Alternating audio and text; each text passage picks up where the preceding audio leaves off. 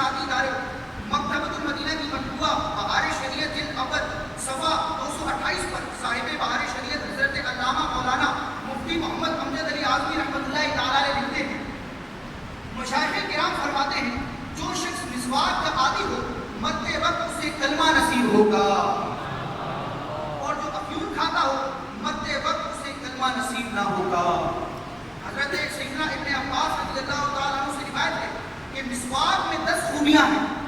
10 اچھی باتیں ہیں۔ وہ کیا ہیں؟ منہ صاف کرتی ہے،